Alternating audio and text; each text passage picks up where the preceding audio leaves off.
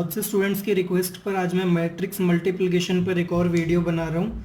उम्मीद करता हूँ इस वीडियो में आपको मैट्रिक्स कैसे मल्टीप्लाई करते हैं हम लोग, क्या रिक्वायरमेंट्स होनी चाहिए, वो सारी चीज़ें समझ में आ जाएगी।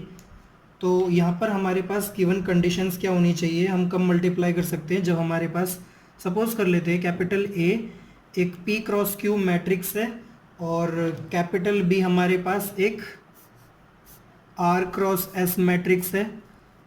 ए जो है वो पी क्रॉस क्यू मैट्रिक्स यानी कि पी रो होंगी, आर ये क्यू कॉलम्स होंगे, और बी जो मैट्रिक्स है इसके पास आर नंबर ऑफ रोज है और एस नंबर ऑफ कॉलम्स हैं इस वाली मैट्रिक्स में। देन ए को बी से कब मल्टीप्लाई कर सकते हैं, जब A cross B is defined if जब Q is equal to R होगा, यानी कि ए के पास जितने नंबर ऑफ कॉलम्स हैं, ए के पास कितने कॉलम्स हैं, क्यू कॉलम्स हैं, और बी के पास कितने रो हैं, आर रो हैं। जब ए के नंबर ऑफ कॉलम्स और बी के नंबर ऑफ रोज इक्वल होंगे तब हम लोग ए और बी दोनों को मल्टीप्लाई कर सकते हैं। और इसी तरह से सिमिलरली बी क्रॉस ए और simply B A is defined if S is equal to P, यानी कि बी को ए से कब मल्टीप्लाई कर सकते हैं हम लोग, जब बी के नंबर ऑफ कॉलम्स ए के नंबर ऑफ रो के इक्वल होगा। तो आगे वाली जो मैट्रिक्स होती है उसके नंबर ऑफ कॉलम्स देखते हैं और बाद वाली जो मैट्रिक्स होती है उसके नंबर ऑफ रो देखते हैं। ये दोनों के दोनों क्या होते हैं, इक्वल होने चाहिए, तभी हम लोग मैट्रिक्स को मल्टीप्लाई कर सकते हैं। लेकिन मैट्रिक्स मल्टीप्लाई करने के बाद जो नई मैट्रिक्स आती है उसका ऑर्डर क्या होता है, then new order of A B, यानी कि अगर मैं ए को बी से मल्टीप्लाई कर दूं तो नया ऑर्डर क्या होगा, new order of A B is, तो ए के पास नंबर ऑफ रो जो थे और बी के पास नंबर ऑफ कॉलम्स जो थे उनका ग्रुप ही इसका नया ऑर्डर होगा, यानी कि पी क्रॉस एस ये इसका नया ऑर्डर होगा ए इंटू बी का। और इसी तरह से न्यू ऑर्डर जो होगा बी ए का ऑफ बी ए इज, और वो क्या होगा भाई, बी के पास नंबर ऑफ रो और ए के पास नंबर ऑफ कॉलम्स, इन दोनों का ग्रुप, राइट।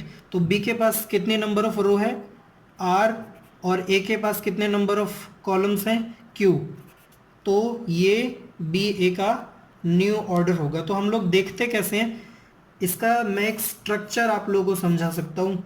यहाँ पर ए जो मैट्रिक्स है वो है P cross Q and B जो मैट्रिक्स है वो है आर क्रॉस एस। तो ए और बी को मल्टीप्लाई कब कर सकते हैं हम लोग, बीच में मल्टीप्लिकेशन होगा, तो मल्टीप्लाई कब कर सकते हैं हम लोग, जब क्यू और आर दोनों बराबर होंगे तब मल्टीप्लाई कर सकते हैं। यानी कि मैट्रिक्स मल्टीप्लिकेशन कब होगी, मल्टीप्लिकेशन के लिए यहां पर क्यू और आर को बराबर होना पड़ेगा। और न्यू ऑर्डर जो होगा ए बी का वो क्या होगा भाई, ये जो बचा खुचा जो नंबर है यहाँ पर P और ये वाला जो नंबर है यहाँ पर S, ये होगा नया ऑर्डर, यानी कि P क्रॉस S। सो यहाँ पर न्यू ऑर्डर जो होगा ऑफ ए बी जो होगा वो होगा P क्रॉस S, ये होगा हमारा नया ऑर्डर ए बी का। इसी तरह से हम लोग बी ए का भी निकाल सकते हैं, आप लोग बी ए का खुद से ही कर सकते हो। बी ए की जो रिक्वायरमेंट्स है, बी का ऑर्डर क्या है यहाँ पर, बी का ऑर्डर है यहाँ पर आर क्रॉस एस, एंड ए का जो ऑर्डर है वो है पी क्रॉस क्यू।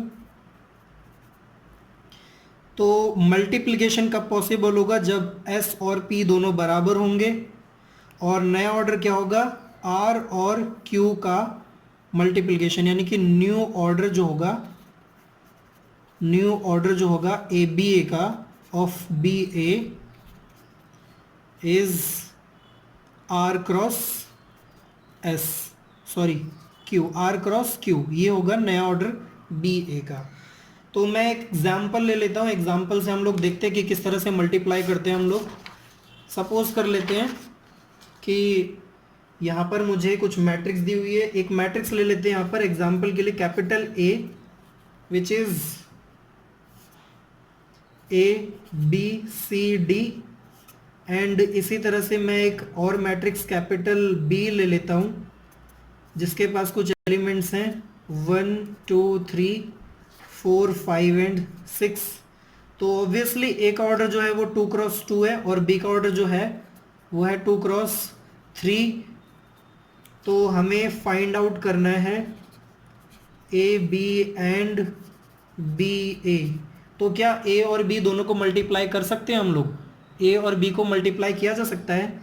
तो यहाँ पर ए का जो ऑर्डर है वो है 2x2 एंड बी का जो ऑर्डर है वो है 2x3। तो आप लोग देख सकते हो दोनों नंबर क्या है, इक्वल है। तो मल्टीप्लिकेशन तो पॉसिबल है और नया ऑर्डर जो होगा वो नया ऑर्डर होगा 2 और ये वाला 3। तो 2x3 होगा नया ऑर्डर। तो सबसे पहले अगर मुझे जब भी फाइंड आउट करना हो कोई मैट्रिक्स को, कैपिटल ए बी निकालना है मुझे, तो हम लोग सबसे पहले तो एज इट इज रख देंगे ये दोनों matrices A B C D और यहाँ पर है 1 2 3 4 5 एंड 6। तो नया ऑर्डर क्या होने वाला है, 2x3, राइट। तो मैं एक 2x3 की मैट्रिक्स ले लूँ। आप जानते हो कि 2x3 में क्या होगा, 2 रो होंगे और 3 कॉलम होंगे। तो एक यहाँ पर एलिमेंट आएगा, एक यहाँ पर आएगा, एक यहाँ पर आएगा, एक एलिमेंट यहाँ पर होगा, यहाँ पर होगा और एक यहाँ पर होगा। ये 6 एलिमेंट आने वाले हैं हमारे पास। तो पहला एलिमेंट जो होगा वो क्या होगा, इस एलिमेंट का पोजीशन है A11, राइट। तो A11 का मतलब क्या है, 1 रो एंड 1 कॉलम। तो पहला जो नंबर होता है वो रो को रिप्रेजेंट करता है, अगला जो नंबर होता है दूसरे प्लेस वाला ये कॉलम को रिप्रेजेंट करता है। तो आप पहले रो को पहले कॉलम से मल्टीप्लाई करोगे तो ये वाला एलिमेंट आपको मिलने वाला है। तो पहले रो को पहले कॉलम से मल्टीप्लाई कर दो, ये वाला एलिमेंट आ जाएगा आपके पास। तो यहां पर क्या आने वाला है, a प्लस 4b। तो हमने a को 1 से मल्टीप्लाई कर दिया, b को 4 से कर दिया। अब इसी तरह से ये वाला एलिमेंट कैलकुलेट करते हैं और इस एलिमेंट की पोजीशन है first row and second column, यानी कि A12। तो आपको फर्स्ट रो को सेकंड कॉलम से मल्टीप्लाई करना पड़ेगा, पहले रो को सेकंड कॉलम से मल्टीप्लाई करना पड़ेगा। तो पहली रो ये है, सेकंड रो ये है, इन दोनों को मल्टीप्लाई करते हैं कॉम्पोनेंट वाइज। तो a को 2 से करेंगे तो यहां पर हो जाएगा 2a now plus 5b। And इसी तरह से ये वाला एलिमेंट कब आएगा भाई, इसका पोजीशन है first row and third column 1 3 वाला। तो फर्स्ट रो को अगर मैं थर्ड कॉलम से मल्टीप्लाई करूंगा तो मुझे ये वाला एलिमेंट मिल जाएगा। तो इस रो को थर्ड कॉलम से मल्टीप्लाई कर देते हैं। तो यहां पर आएगा हमारे पास 3a प्लस 6b। तो ये होगा यहाँ इस वाले प्लेस का एलिमेंट। तो जगह कम पड़ गई है, आप लोग समझ सकते हो, ठीक है। तो इसी तरह से ये वाला एलिमेंट हम लोग निकालना चाहते हैं और इसका एलिमेंट इसकी पोजीशन होगी सेकंड रो में आ रहा है आपकी बारी और ये फर्स्ट कॉलम में आ रहा है। तो इसकी पोजीशन है 2 1। तो सेकंड रो को फर्स्ट कॉलम से मल्टीप्लाई कर देंगे, ये वाला एलिमेंट आ जाएगा। तो हमारे पास आएगा c एंड 4d। तो c प्लस 4d ये एलिमेंट आ जाएगा। इसी तरह से ये वाला पोजीशन क्या होगा, 2 3 वाला है। तो सेकंड रो को हम लोग थर्ड कॉलम से मल्टीप्लाई करेंगे, ये वाला एलिमेंट मिल जाएगा। तो सेकंड रो ये रही, थर्ड कॉलम ये रहा। तो यहाँ पर आएगा 2c प्लस 5d। ओके, इसी तरह से आप ये वाला एलिमेंट कैलकुलेट कर लो, ये होगा 3c प्लस 6d। तो ये जो मैट्रिक्स आपके पास आ रही है ये हमारे पास ये इस वाली मैट्रिक्स का आंसर है, यानी कि ए बी का आंसर है। अच्छा, इसी तरह से अगर मुझे बी ए मैट्रिक्स फाइंड आउट करनी हो तो क्या ऐसा पॉसिबल है कि हम लोग बी ए को मतलब मैट्रिक्स का मल्टीप्लिकेशन ही फाइंड आउट कर सकते हैं? तो यहाँ पर बी मैट्रिक्स का जो ऑर्डर है वो है 2x3 और ए मैट्रिक्स का जो ऑर्डर है वो है 2x2। तो देख सकते हैं ये वाला 3 और ये 2 दोनों इक्वल नंबर नहीं है, ये दोनों नंबर इक्वल होने चाहिए थे तभी मल्टीप्लिकेशन पॉसिबल था। फिलहाल दोनों नंबर इक्वल नहीं है इसलिए मैट्रिक्स मल्टीप्लिकेशन पॉसिबल नहीं है। So not possible to find, इसको फाइंड करना पॉसिबल नहीं है, यानी कि ये मैट्रिक्स मल्टीप्लिकेशन फाइंड आउट नहीं किया जा सकता। अब इसी तरह से मैं एक और एग्जांपल आपके लिए ले लेता हूँ। मैं बुक से ही एक एग्जांपल ले रहा हूँ।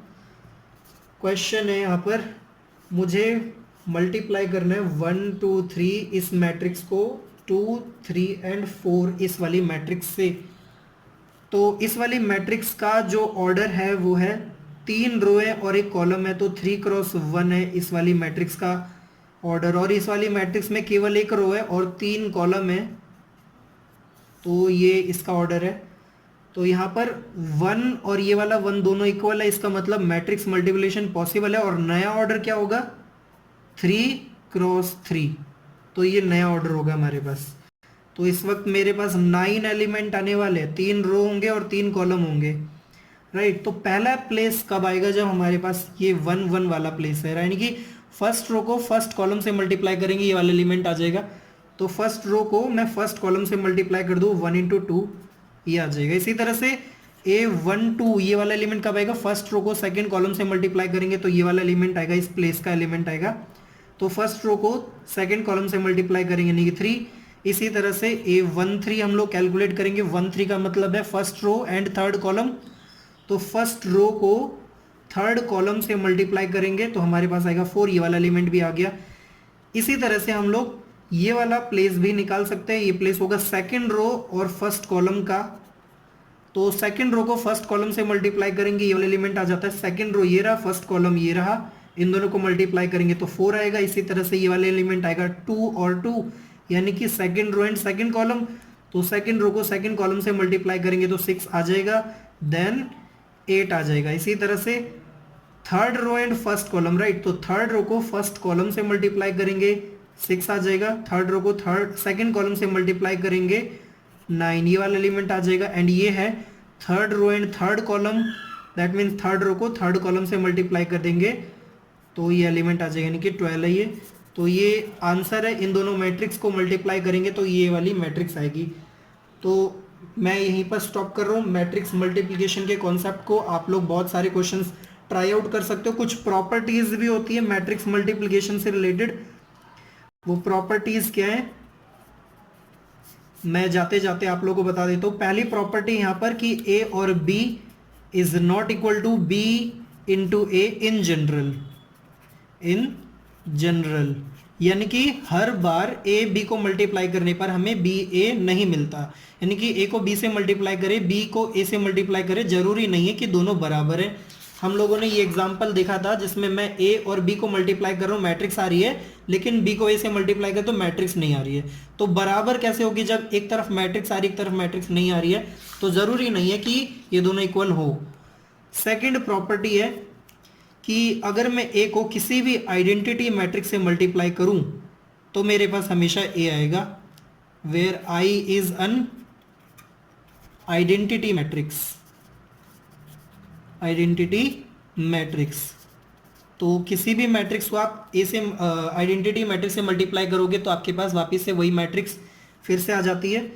थर्ड प्रॉपर्टी है यहाँ पर ए बी सी की, यानी कि हम ब्रैकेट्स चेंज कर सकते हैं। ये वाला ब्रैकेट जो है बाकी दोनों मैट्रिक्स के पास ले जाओ, लेकिन मैट्रिक्स आगे पीछे नहीं होनी चाहिए, ब्रैकेट्स आगे पीछे हो सकते हैं, राइट। ये वाला जो ब्रैकेट है ये शिफ्ट कर सकते हैं हम लोग बाद वाली मैट्रिक्स के पास, लेकिन मैट्रिसेस आगे पीछे नहीं हो सकती। आप ये नहीं कर सकते कि ए को मैं सबसे बाद में ले गया या ए की पोजीशन चेंज कर दी, ए को बी के प्लेस पर ले गया, हम ऐसा नहीं कर सकते।